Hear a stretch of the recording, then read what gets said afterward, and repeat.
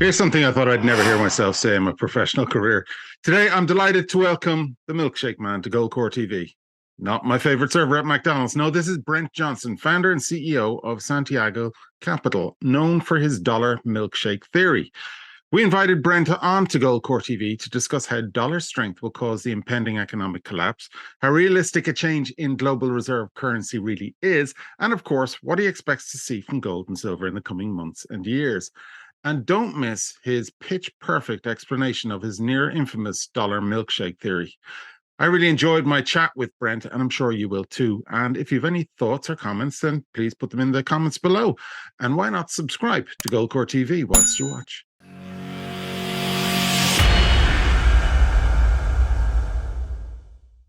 Brent Johnson, welcome to Goldcore TV. Thanks for having me. I'm excited to talk to you today. Likewise, it's great to connect with you. Now, my first question is a two-parter question. We've had the dollar index at over 109, which are levels that are not seen since 2002, which was the post 9/11 era. Why do you believe that we are seeing this strength? And then the second part of that question is, with inflation running at close to 10% and recently released GDP figures signaling that the US is in a recession, is that strength set to reverse anytime soon? Well, I think the first answer, the first part of your question, I think the reason that we've seen the dollar rise is that despite all the problems that the US has and the profligate government and all that kind of stuff that people typically ascribe to the United States, is that those same problems exist elsewhere. They exist in the Eurozone, they exist in Japan, they exist in China. And, fiat currencies trade relative to each other. And so, by status of the US dollar having the global reserve currency, there's an incredible amount of demand for it. So despite all of the money printing or the stimulus that we've seen over the last 15, 20 years, however you want to describe that time frame, it's really just meeting all of that additional supply is really just meeting the demand for the currency that is out there. And these other currencies, the euro, the yen, the yuan, they have great demand within their regions, but they don't have great demand globally, at least not to the extent that the US dollar does. And so when everybody's providing supply, but there's greater demand for the dollar, and all of these things trade relative to each other, in my opinion, it's not surprising at all that the dollar has gotten stronger. And I think that it's probably going to continue. To answer the second part of your question, you're right. I think it's up 20% in the last 20 years or something like that. I don't have the exact number right in front of me. Again, typically when there is global slowdown, or if there is some kind of a financial crisis, if you look over the last 25 or 30 years, every time that has happened, the dollar has gotten stronger versus its peers. And the reason is it again goes back to the fact that the dollar is the global reserve currency, and the monetary system is levered off of dollars. Global trade takes place in dollars. Global borrowing takes place in dollars. Shadow banks and non-bank entities extend dollar-based credit, outside the United States. And ultimately, dollar debt, both inside the United States and outside the United States, has grown immensely over the last 20 years. And so, dollar debt is demand for dollars. Until the whole system comes down, those debts have to be paid.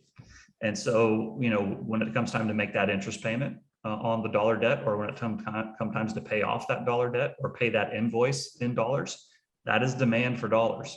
And so, the dollar's had a very big run year to date. Versus the yen, it's up like 20% in the last year, and versus the euro, it's up 10 or 12% in the last year. Over the last 24 hours, the Fed came out and they raised rates again, but they also indicated now we're getting close to neutral on the inflation rate. And this would be a natural place for the dollar to take a little breather. I do think that the dollar is going to go higher. In fact, I think it's going to go much higher, but it's not going to happen in a straight line. And if there is going to be a pause in dollar strength, I would expect, maybe over the next month or two, maybe we get a little bit of weakness or a pullback. But, also wouldn't surprise me if we just rocket higher from here. And even if we do get that pullback, I do still think that we are going to get that rocket higher in the dollar, just because I think the global economy is not in great shape. And again, whenever global growth has slowed or there's been any kind of a crisis for the last 25 years, the dollar's gone higher. I don't think it will be different this time. One of the things that you said is that there's the potential for the US dollar to rocket higher from where it is now. What are the potential problems that could be caused by that? Oh, there are several. If you think about it, well, first, part of the reason that I think the dollar might go higher is I don't think that the central banks, especially the Fed, has the ability to fight the same way they did kind of after COVID. Because we have these huge inflationary pressures, it's not as easy for them to go back to easy money policies. That would just exacerbate or potentially exacerbate the inflationary pressures. But now we have the opposite, right? We have these inflationary pressures, which means food and fuel, energy have gone up in price. Many countries around the world have to import their food and their energy needs. And so as the dollar gets stronger, not only have those gone up in price, but now the dollar's up 10%. Mm-hmm. So not only are inflationary pressures up 10% or whatever the number is, but the dollar's up 10%. So for importing countries, that's a 20% move, not a 10% move. That can cause all kinds of problems. You can see it recently in countries like Sri Lanka. You've seen it over the last year in Turkey. Egypt is having a very big problem with food inflation. And this leads to social unrest. And social unrest typically doesn't end well, right? Sometimes it does, sometimes it doesn't. But there's a number of problems that can happen here.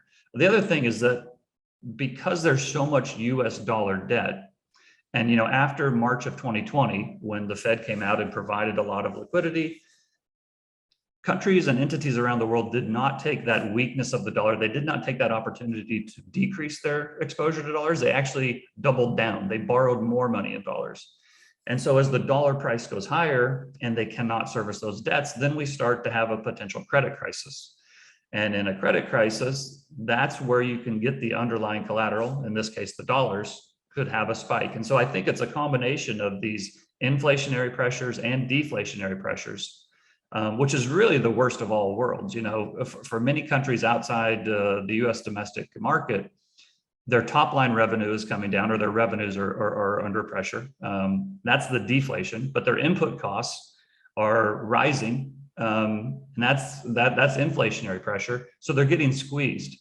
And it's really the worst of all worlds. And it's in that type of an environment where a crisis can happen. Now, this is no guarantee that it's going to happen. I think the odds are good that we have some kind of a financial crisis or a currency crisis. But it's in that type of an environment where you can get a rapidly appreciating dollar, just like in 2008 and just like in 2020. One of the things that the US benefits from hugely is that dollar, is that reserve currency status. And as you say, the potential for it to rally from here is also kind of very strongly tied to that. Recently, we've heard talks of Vladimir Putin at a BRICS conference has talked about the idea of a BRICS currency that you expect is to be created in order to challenge the US dollar's reserve currency status. Is that something that is likely to be successful? Well, I think potentially in the long term, it can be successful. In the short term, I don't see it. To me, it's a little bit too little too late.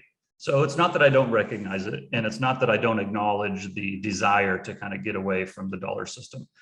But saying you want to get away from the dollar system and actually getting away from the dollar system are kind of two different things. One of the analogies I've used is if somebody is extremely overweight and weighs 500 pounds and suddenly decides to start drinking diet soda rather than regular soda, does it help? Sure. But is it really going to change that person's life? Just that change? It's doubtful. And I think we're far enough along in this cycle to where the changes that are being tried, the crisis might arrive before those changes are successful. And so, a number of these things have been tried over the years. This isn't the first time a BRICS currency has been mentioned. They used to have this Euronext, payment system that Europe was going to do with the Middle East.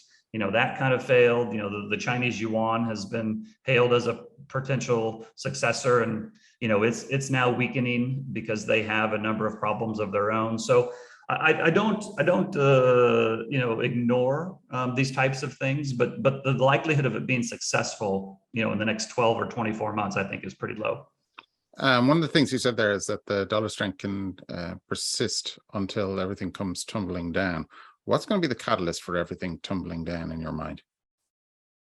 Well, in my mind, it's the dollar strength which brings the system down. And what I mean by that is I think there's a lot of people out there who recognize this flaw in the system or the design, but the fact that we have a debt-based monetary system, which means the monetary system has to grow. If it doesn't grow, then it comes down. And I think when a lot of people recognize this, they say, okay, so the government, the US government's going to have to print the necessary dollars. When they print the necessary dollars, then the dollar will lose value. And then eventually it will just lose all its value and we'll have a new currency will take over. And I think it's actually the opposite. And the reason I say that is I think as typically, whenever the dollar has gotten weaker, again, rather than using that as an opportunity to get away from the dollar, countries, entities, both international and domestic, have actually increased their exposure to dollars or dollar debt. And so to me, that exacerbates the system rather than wrecking the system. But what really truly wrecks the system is when the dollar goes higher and causes massive defaults and causes a crisis. And then governments have to come in and say, wow, this is just not working. We need to reset this. We need to institute something new. And so, but I don't think something as big as the global reserve currency changing, that is a massive global change. And in my opinion, that doesn't happen without massive volatility associated with it. Unless the whole world gets together and proactively, resets things, which I can't rule out. That's a possibility. But typically governments need some kind of a catalyst or some kind of an excuse to make a massive change like that. They can't typically come out and just make a massive change like that when everything's fine, right? Because how do they justify it? But if there's a crisis, then they can use the crisis to justify their actions. So that's kind of why I think while it's not impossible, I think it's unlikely that the dollar going lower kind of changes the system, but going higher could definitely change the system. Okay. And as you said, the dollar performing well against other currencies, the dollar has its own challenges, has its own strengths and weaknesses, the strength being the fact that it is a reserve currency. And so much of the global debt is denominated in dollars.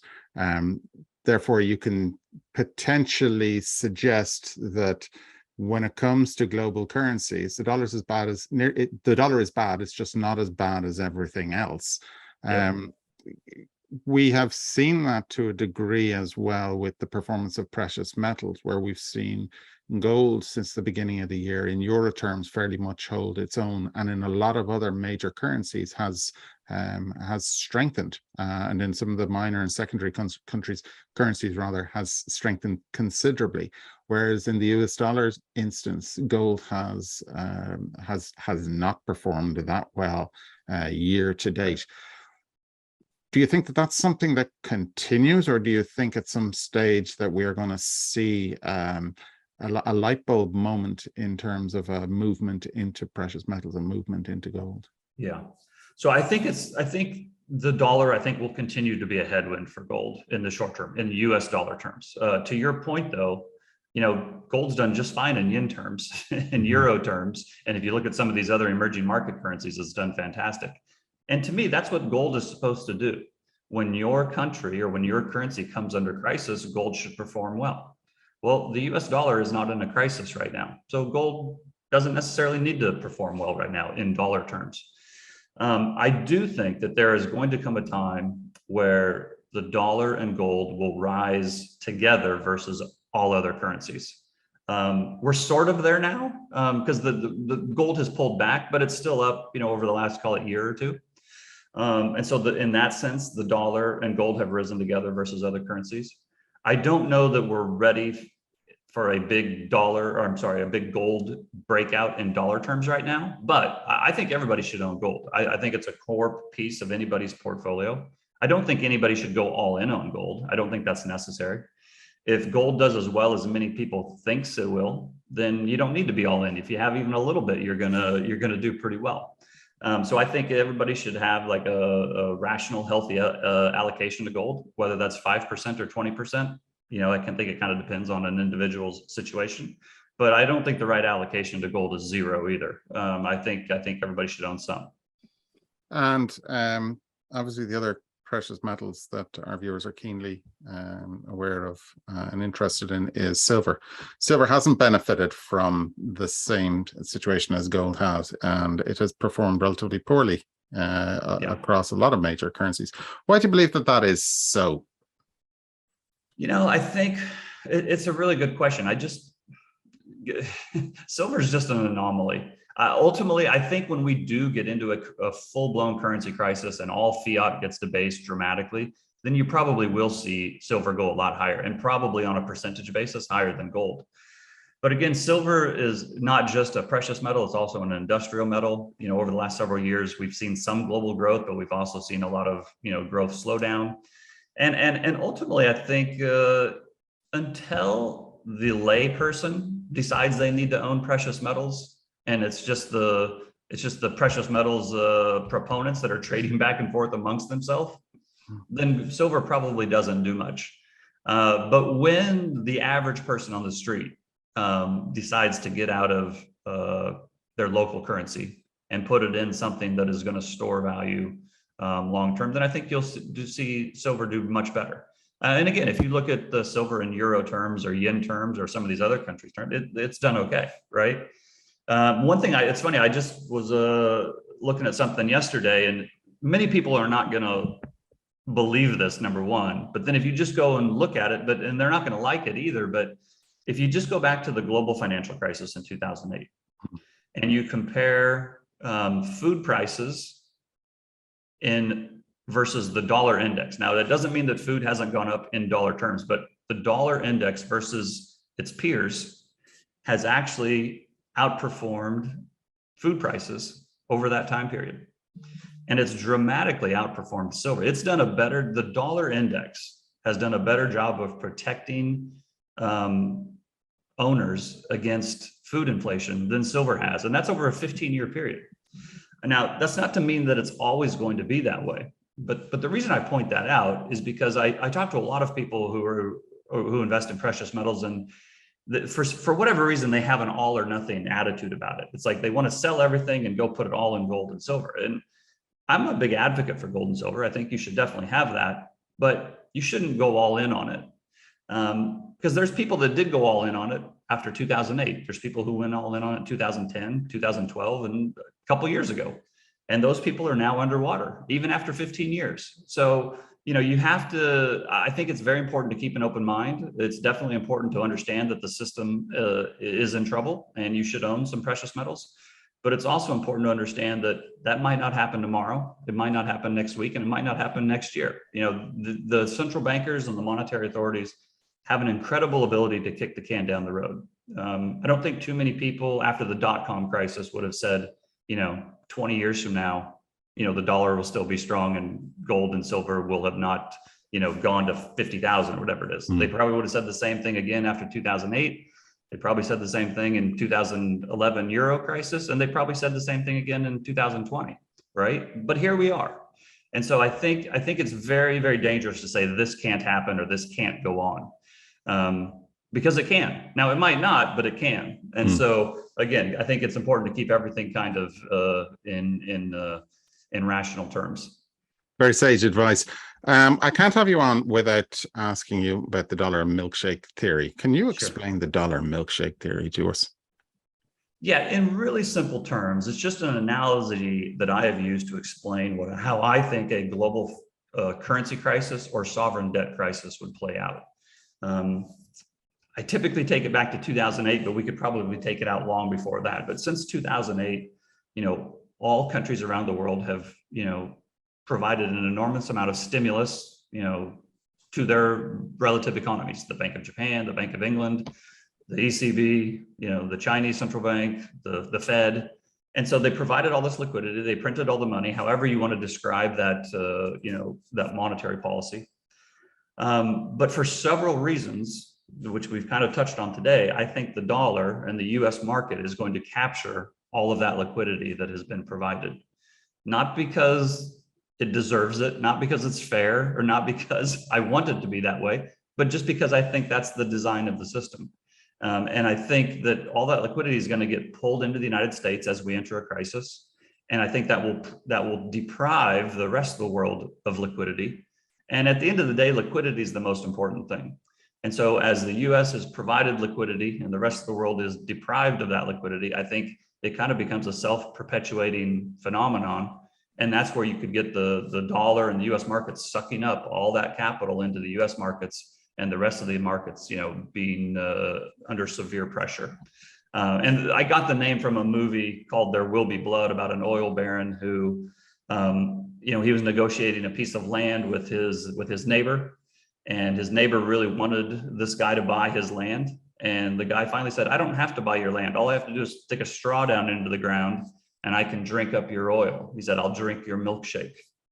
And so that's kind of where I got the ideas. At the end of the day, in a global market where capital can move around the world, it's not as important who provides the liquidity. It's more important who captures the liquidity.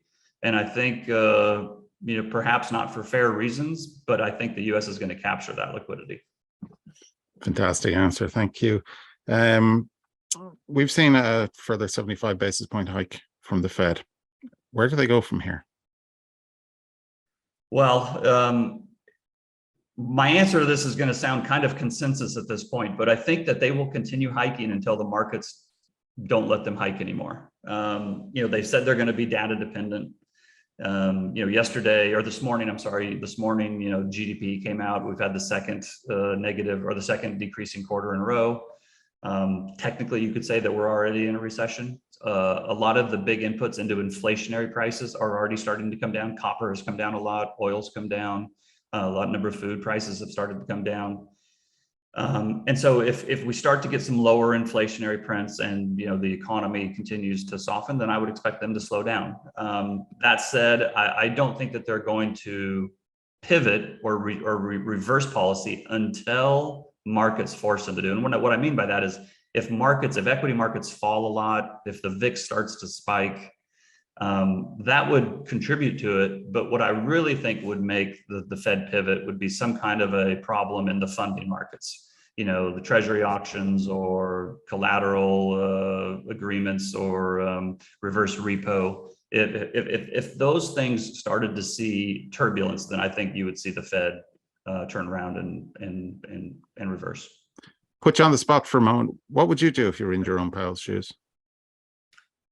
The easy answer is to resign. No, but honestly, I would keep raising rates. I don't think that they will, but I would raise rates and let markets determine what happens. But that's never going to happen. These people think that they can control markets. I think I would do what he's doing. I would say I'm data dependent, and if inflation stayed high, I would keep hiking, and when the market turned down, I would try to reverse and try to save it, which is what they always do. So, I'm somebody who don't think we need a central bank to begin with, so it's kind of hard for me to put myself in their shoes and do it. But if I were to do it, if I was a central banker and I believed what they believe, I would do exactly what they're doing. Now, before we wrap up here, where can people find out more about what it is that you do? And where are you active on social media? Yeah. I'm very active on Twitter. If you type in Santiago Capital, you'll find a number of things. It's a white seashell on a black background. I'm very active on doing a number of these types of podcasts. If you go to YouTube or if you go to Google and you type in Santiago Capital or Brent Johnson, Dollar Milkshake Theory, you'll get a number of links that you can watch. I appreciate you having me on. It was nice talking to you, and happy to interact with people when I get the chance. Perfect. Super. It's been great having you on. What I'll do is I'll put a link to your Twitter handle in the description, the show notes below this video. So anybody that wants to give you a follow, and I'd highly recommend it, can do so. But for now, Brent Johnson, thanks for joining us on Gold Core TV. Thanks again. Thanks to Brent Johnson for joining us on Gold Core TV today. And don't forget to subscribe to Gold Core TV to hear more great thoughts and analysis from market experts, best-selling authors, and leading commentators. And if what Brent said in terms of portfolio allocation when it comes to gold has sparked your interest, then please head over to goldcore.com, where you can find even more information about how to start investing in gold.